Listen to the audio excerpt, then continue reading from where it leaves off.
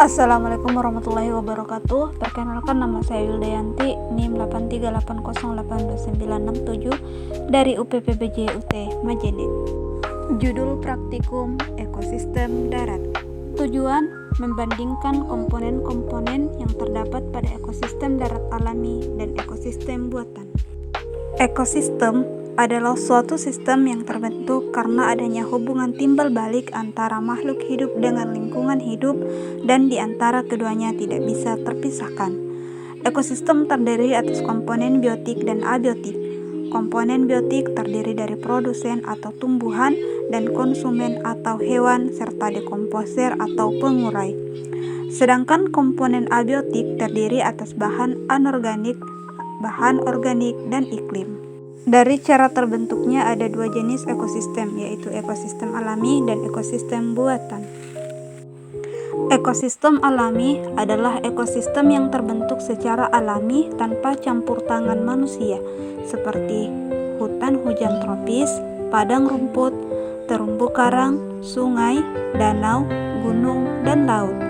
Ekosistem alami memiliki keanekaragaman hayati yang tinggi dan proses ekologis yang seimbang. Sedangkan ekosistem buatan adalah suatu sistem lingkungan yang dibuat oleh manusia untuk meniru kondisi alamiah dan mendukung kehidupan berbagai jenis organisme. Contoh ekosistem buatan antara lain taman, kebun, kolam ikan, sawah. Ekosistem buatan ini dapat berfungsi sebagai habitat bagi berbagai jenis tumbuhan dan hewan, serta dapat digunakan untuk tujuan penelitian, konservasi, dan rekreasi. Alat dan bahan yang digunakan dalam percobaan ini yaitu seperangkat alat tulis, kaca pembesar, barometer, dan lingkungan sekitar. Salah satu contoh ekosistem darat alami yaitu hutan. Komponen abiotik beserta kondisi yang ada di hutan ini antara lain kondisi cahayanya cukup, suhunya mencapai 32 derajat Celcius, jenis tanahnya gambut dan subur, anginnya semilir, serta keadaan airnya sangat cukup. Selanjutnya, kita akan mengamati komponen biotiknya yang terdiri dari tanaman dan hewan. Yang pertama ada pohon waru, kemudian ada tumbuhan paku-pakuan. Yang ketiga ada pohon pepaya. Selanjutnya ada pohon mengkudu. Dan yang terakhir ada tanaman binaho. Kelima tanaman tersebut saling berinteraksi dengan komponen abiotik di lingkungannya, di mana tanaman membutuhkan cahaya matahari, air, dan juga tanah untuk membantu proses pertumbuhan dan perkembangannya. Selanjutnya, kita akan mengamati beberapa hewan. Dalam hutan ini ditemukan hewan yang pertama ada lebah, kemudian ada laba-laba. Selanjutnya ada kutu putih, semut, dan yang terakhir ada kupu-kupu merbabu. Hewan-hewan tersebut juga berinteraksi dengan komponen biotik dan abiotik di lingkungannya. Mereka membutuhkan air, oksigen, dan makanan untuk terus bertahan hidup dan berkembang biak.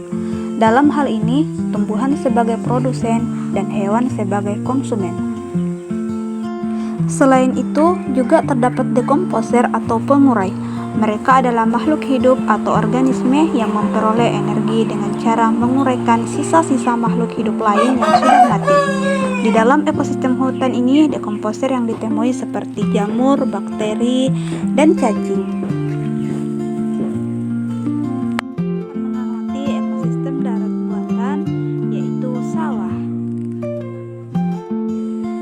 Pada ekosistem darat alami seperti sawah, dapat kita amati bahwa komponen abiotiknya beserta kondisi yang ada di sawah antara lain kondisi cahayanya yang cukup terang, suhu mencapai 32 derajat Celcius, jenis tanahnya gambut dan subur, anginnya semilir, serta keadaan airnya yang sangat cukup.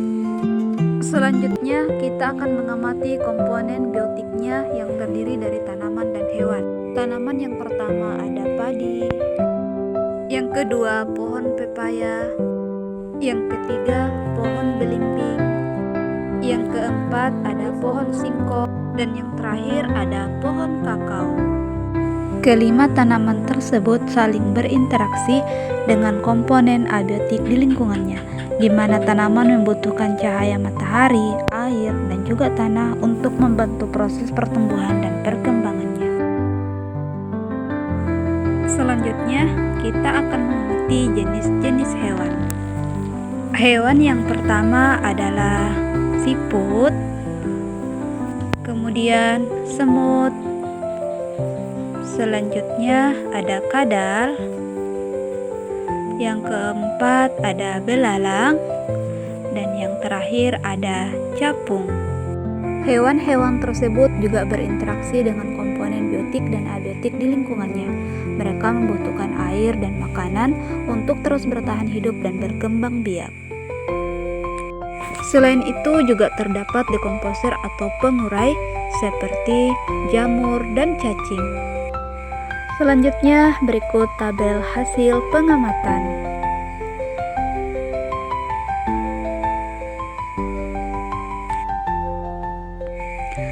Kesimpulan, dari hasil pengamatan pada lingkungan sekitar, hutan dan sawah menunjukkan bahwa di alam ini terdapat hubungan timbal balik atau unsur atau komponen biotik dan abiotik yang membentuk sistem ekologi atau yang disebut ekosistem.